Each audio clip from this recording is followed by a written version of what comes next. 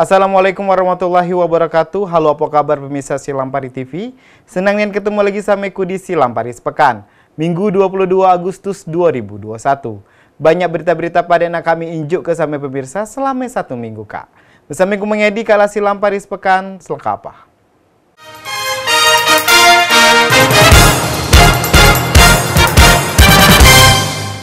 Kita langsung ke berita yang pertama. Muhammad Rades Potnas meninggal dunia diduga mengalami kecelakaan tunggal. Mobil R3 berplat nomor BG 1405CB yang dibawa ke nombor pagar di Desa Bengen Ropet, Kabupaten Musirawas Utara, Rabu 18 Agustus 2021. Korban laka tunggal ini diketahui karyawan BRI Cabang Sarolangun Jambi. Muhammad Rades Potnas berusia 39 tahun.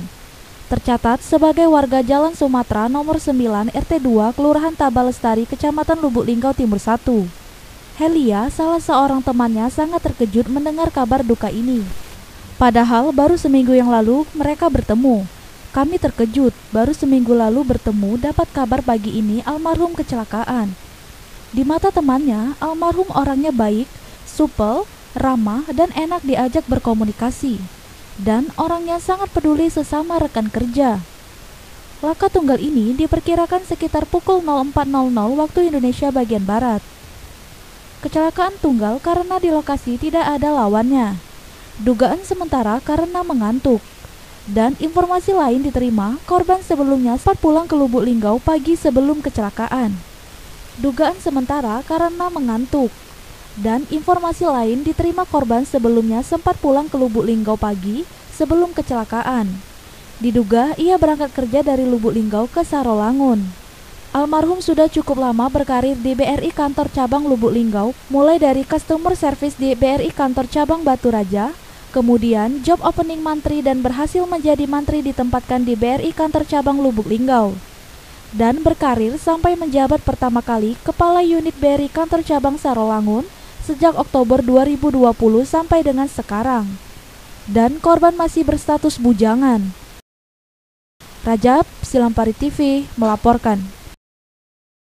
Akhir bulan ini pemerintah Indonesia nak meluncing kartu nikah digital secara serentak melalui virtual. Artinya ditertibkannya kartu digital ini nak nyetop ke penerbitan kartu nikah fisik. Kementerian Agama Kabupaten Musirawas akan menambah peningkatan pelayanan dengan menerbitkan kartu nikah digital pada Agustus 2021. Diterbitkannya kartu digital bukan berarti buku nikah akan di-stop penerbitannya. Namun, nanti pasangan pengantin akan mendapatkan dua fasilitas, yaitu kartu nikah digital dan buku nikah. Sesuai dengan surat edaran Ditjen Binmas Islam nomor B2361-DT.3 Romawi.2 PW.01-07-2021.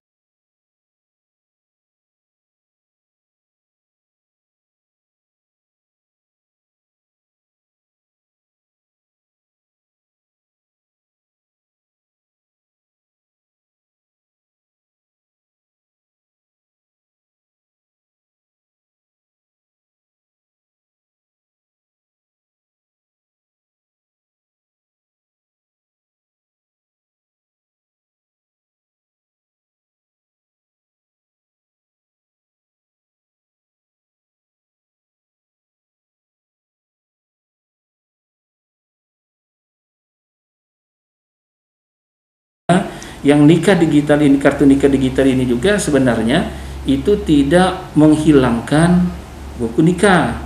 Buku nikah masih tetap diberikan. Ketika kita melangsungkan pernikahan, buku nikah diberikan. Nah, cuman masyarakat ini kan untuk lebih kepengennya lebih praktis, mereka untuk masuk dompet misalnya ini ya, mereka bisa seperti kartu nikah digital ini mereka lakukan sama dengan kartu nikah yang sekarang ini, tapi namanya kartu nikah digital yang bisa langsung diterbitkan oleh kita masing-masing yang melaksanakan pernikahan itu. Tidak mesti harus di kantor KUA lagi sekarang itu. Kartu nikah dengan kartu digital. Kartu digital ini nantinya pengganti daripada kartu nikah. Kartu nikah yang sekarang. Jadi kalau sudah terbit kartu nikah digital, kartu nikah tidak dikeluarkan lagi. Sebagai pengganti hilang. Pengganti. Nah, akan tetapi kalau stoknya masih ada, itu akan tetap diterbitkan.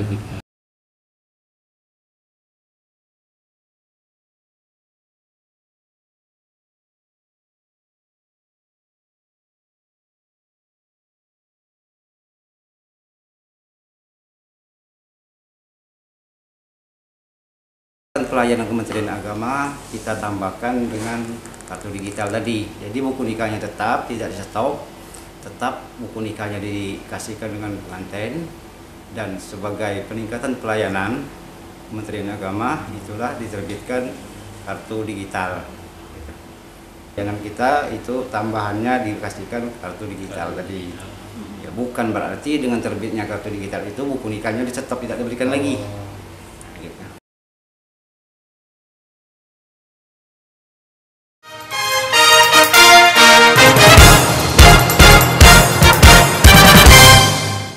Mokasi pemirsa, masih di Selampari Sepekan.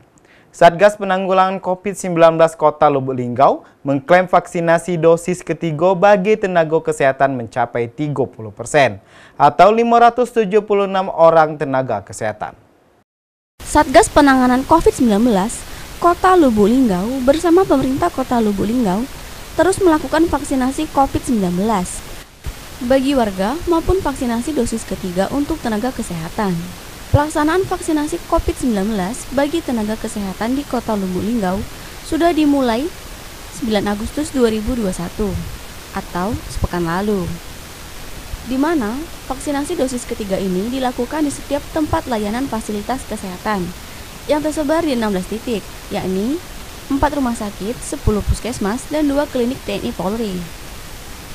Ketua Satgas Penanganan COVID-19 Kota Lubuk Linggau, Haji SN Prana Putra Sohe mengatakan, vaksinasi bagi tenaga kesehatan sudah dilakukan sepekan lalu dengan menggunakan vaksin Moderna.